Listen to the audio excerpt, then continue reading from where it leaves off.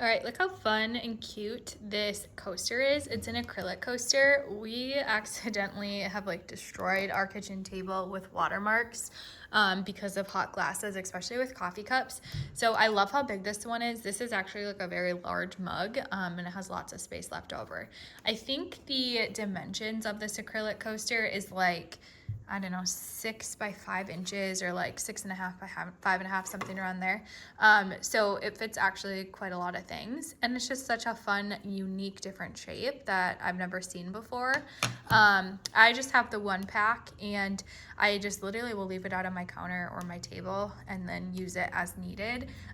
But it's really good quality. It hasn't scratched at all, which I was surprised about because I feel like sometimes acrylic is very sensitive to scratches, but I haven't had any issues with it.